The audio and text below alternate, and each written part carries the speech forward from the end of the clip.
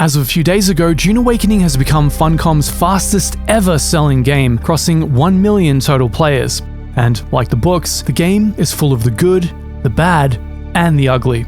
And today, we'll be going over all of it.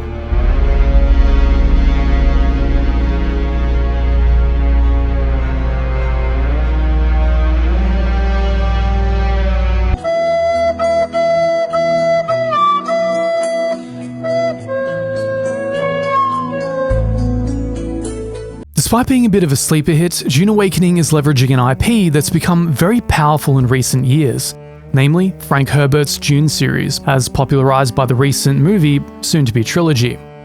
Dune Awakening is a very conflicting game. As high as it soars on immersion in the early and mid-game, its lows can be equally devastating, especially as those lows compound toward the endgame.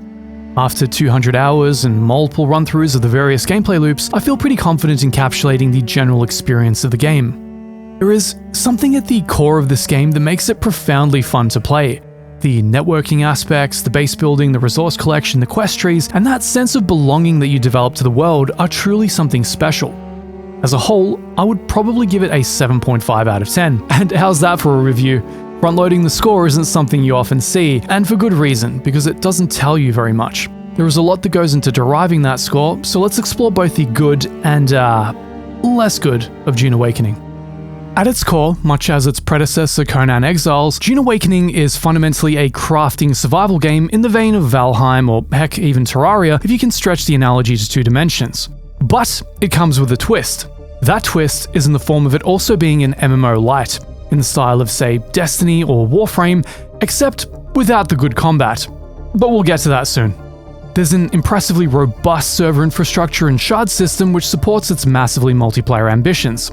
Firstly, it's worth saying that the early to mid-game of Dune Awakening, which would roughly be the first 50 to 100 hours for a brand new player, depending on how much of a completionist they are, uses a progression system that would be very familiar to crafting survival game players. The starting area, the Haga Basin, is a sort of sandbox that's designed to gradually introduce you to the game's mechanics as you work your way through the various tech trees. Each new tier is locked off by minerals and componentry that's only located in the next area, so despite looking like a wide open space, the basin funnels you into a fairly linear progression pattern. You come to grips with the game in Haga Basin South, where you get your first terrifying glimpse of Shai Hulud.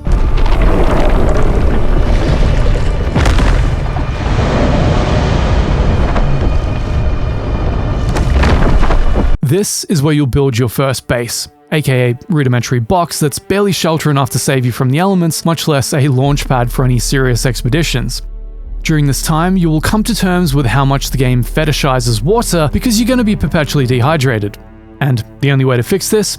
Run around murdering NPCs to suck their sweet, sweet corpse juice like some kind of sadistic desert vampire. As you can imagine, this doesn't scale very well to the sort of industrial level the game wants you to reach, so it's soon time to abandon your base. In fact, the game forces you to do this, so for the love of God, don't invest too much time in your first beloved box. Sage advice for gaming and life, to be sure. After crafting your first sandbike, you are bid to cross the Vermilius Gap into the Tier 2 area, where you will actually get to create your first permanent base. You will know this because if you're on a remotely populated server, this part of the map will look like a sprawling suburbia. A little bit weird seeing player houses everywhere when the narrative is about you overcoming trials in remote places that literally have houses built meters from them, but it is what it is. At this point, you'll come to terms with the main points of interest in the game and what they represent. You essentially have caves, outposts, dungeons, which come in the guise of Imperial testing stations, and PvP dungeons, which come in the form of crashed ships. The various quests in the world will have you coming back to these multiple times to complete their objectives, which pretty much range from go here and steal this, to go here and murder these people, to sabotage that. It's standard MMO light fare, heavy on combat, and the quests are never particularly enthralling, and this is mitigated by the fact that the combat itself is, not good. I require assistance!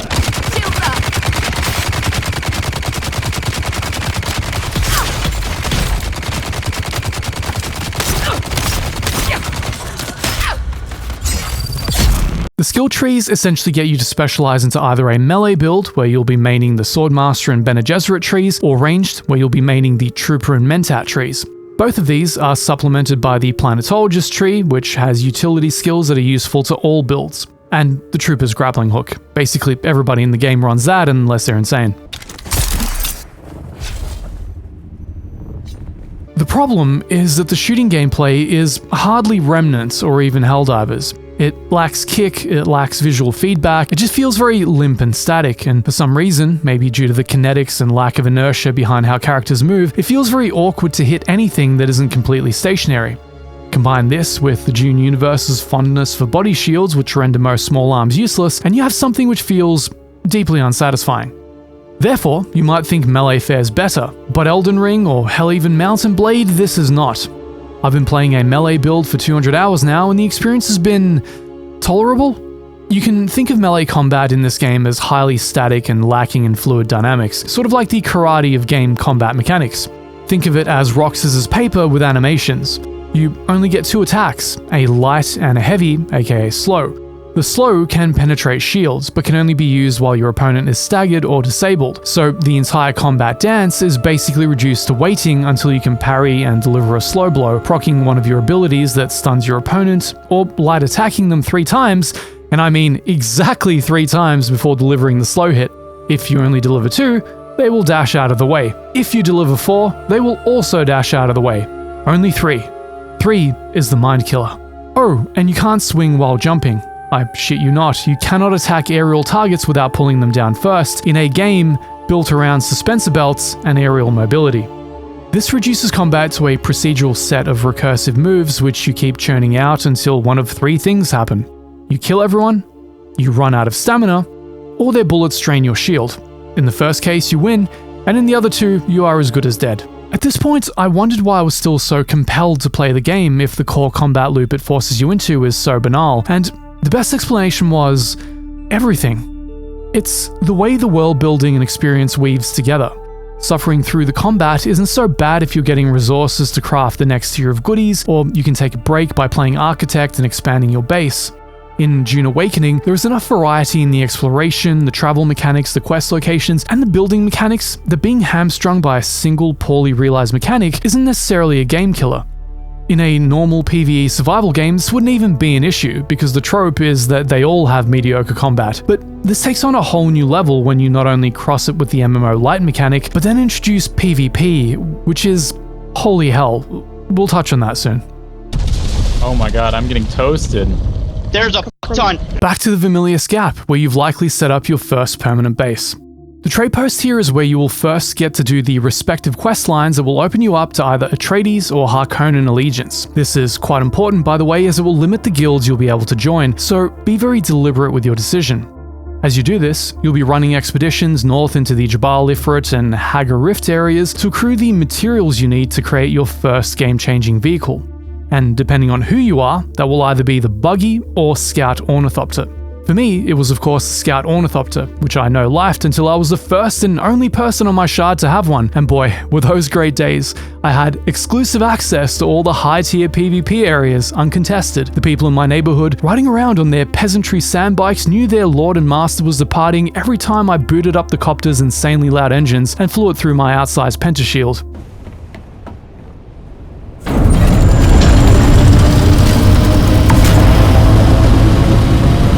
That's a short form way of saying I recommend you make the copter first. Mobility beats resource yield in the early game, in my opinion. The game progression takes you in a sort of counterclockwise pattern around the basin until you eventually reach Tier 5 minerals in Sheol, the southwestern portion of the map. Very hard to miss since the whole area is covered in a friendly and welcoming radiation haze, kind of like a Saharan Chernobyl. Whether by using the Ornithopter taxi service at trade posts or your own bird, you will occasionally make expeditions to the 2-player hubs, Arakeen, run by the Atreides, and Harko Village, the creatively named hub run by the Harkonnens. The player hubs are where you run across the various live service vendors you will have come to expect from other such games. Building suppliers, spice merchants, weapon merchants, house quartermasters, banks, exchanges, and even a tax office. Yes, you actually have to pay taxes in this game, and to be fair, it is a survival game and there are a few things in the real world more painful to survive than property taxes. As you develop water and resource abundance, you may decide to set up a third and final base somewhere closer to the endgame materials. I opted to create a fuzzy and welcoming Harkonnen fortress on the eastern shield wall, but many people will opt to build even closer to the Haga Rift, which has the mineral you'll need for cobalt paste, a crafting component that scales with you to the very endgame. And therein is where things take a turn, in many players' opinions for the worse. The much worse. I actually had to rewrite this section a few times because as I finished characterizing the Deep Desert experience, the developers would up and change it with ad hoc patches. They're very clearly not content with the current endgame experience, and their rapid changes are making that clear. But I think the game is going to need a lot more than this to create a robust experience in the long term, so let's explore why. The MMO-light portion of this game is realized in an area known as the Deep Desert, and this behooves us to talk about the game's server and shard infrastructure because it becomes very relevant here. See, when you create a new character, you do so in a region, one based in our real world. This determines where your server is located, and most people will choose the closest one to them. Beyond this, we have the world, that is the in-game world. Many of these exist concurrently, but have no connection to one another. You can think of these as meta shards. Each world exists as a mesh of different servers. Those servers are represented as Sietches. The Sietch is the game world instance you inhabit when you're in the Haga Basin. It has an upper population limit of 60 players. Now, this all changes when you reach the Deep Desert. Via the magic of server meshing, the Deep Desert becomes an area that unifies all of the Sietches in your world in the one playable area, potentially scaling up to several hundred players. Pretty amazing, right? Wrong. The problem with the Deep Desert is that it's an area quite unlike anything the Haga Basin prepared you for. It's a 9x9 grid of massive sparse desert, where originally only the first row, but now as of the impromptu patches, the first horizontal half are PvE. Beyond this, it's an open PvP zone, and it's here where the dynamic of Dune completely shifts. Because it's such a sparse map, the only viable way to get around is via Ornithopter. And because land is so rare to come across, most PvP combat takes place in the form of a retarded rocket frenzy where groups of griefers will literally scout for solo players to massacre. This, understandably, created a lot of hesitation among the community to even engage with the Deep Desert, especially since losing an Ornithopter can be quite costly for a newer player. Now, the issue is not so much that there is PvP, it's about the incentives and the structure. Currently, you have the choice between taking storage pods or rockets on your Ornithopters. This means that you venture out specifically to either be industrious or kill people, not both. As a result, somebody heading out to kill people will mostly come across other people trying to be industrious, so the PvP is less PvP and more of a turkey shoot. There is no real incentive to shoot people farming spice because you get a much greater yield simply teaming up, hoovering the spice together, then calling the next spice blow and rinsing and repeating. Hell, I've become spice rich doing exactly this. The only incentive behind PvP is to shit on other people's day, and as a result, that gameplay loop tends to attract the most Machiavellian Dark Triad sorts to simply fly around being a nuisance as other players attempt to farm. And I've had them even say as much in global chat. I'm scared she has AIDS. Don't get me wrong, I love PvP as much as anybody, so long as it's well structured and consensual. I've been in 5-hour-long non-stop dogfights with my Org and Star Citizen and had an absolute blast. But that's because we were clearly locking down an endgame resource area and another Org wanted to take it from us, and also the dogfighting in that game is far more exciting than flying a spastically flailing arcade copter with WASD while spamming rockets. My intuition tells me that the recent changes will make the PvP zones even more hotly contested and toxic, as you'll have the same amount of players being funneled into a zone half the size.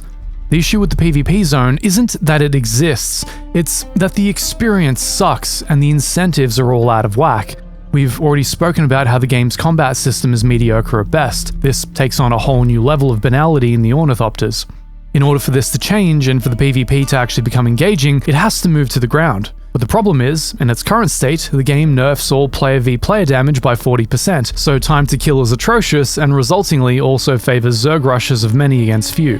This sucks to say, but the only way to remedy any of this in a real sense is to completely rework the combat loop so that it is skill-based rather than numbers-based. If the game wants to force combat upon you as a matter of course, then it stands to reason that the combat loop needs to be rewarding.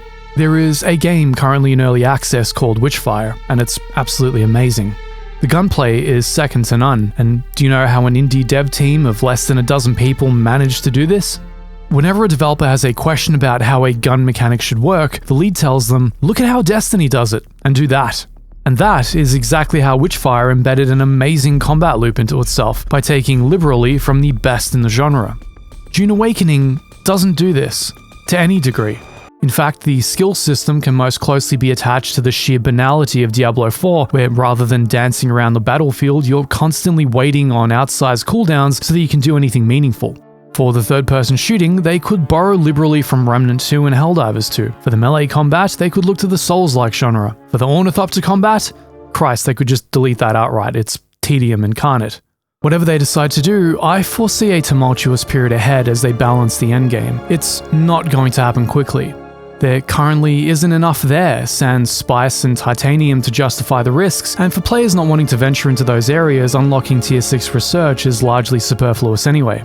To succeed in the MMO light capacity, the game needs more than recycled Imperial testing stations. It needs raids, it needs meaningful events, it needs a way to either segregate or integrate the PvP with the PvE, lest it risk losing both sets of players. But all of this is underpinned by needing a much more robust core gameplay loop, and if it's going to be as combat-centric as it currently is, that combat has to improve.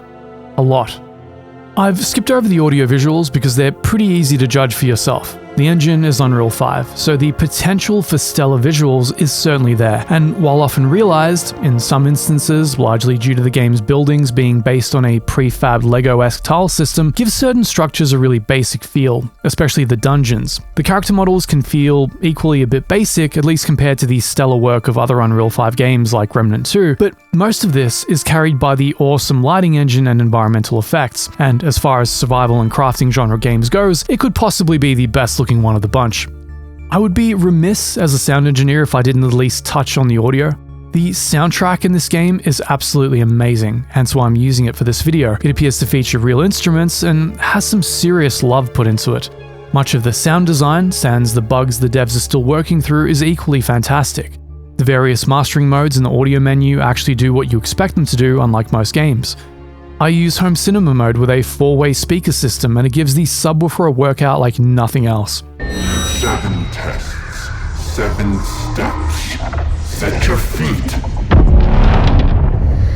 If my neighbors weren't all elderly and deaf, I am pretty positive I'd have had a few noise complaints. To add to our rather lengthy dissertation on the deep desert is the Landsrad system, essentially an endgame questing mechanic pitting all the Atreides-aligned guilds in your world against the Harkonnen-aligned ones, competing to complete a collection of requests for an assortment of minor houses first to secure favourable terms for the next in-game week. Currently, it's a little underdeveloped and uninspiring, with the quests amounting to kill this many of said enemy or deliver this many of said item. It's equally confounding because your guild's alignment to Atreides or Harkonnen is irrelevant in the deep desert. It's just open PvP, even though you could be working toward a similar purpose in the Landsrad. This is also something the developers have pledged to expand and refine over time.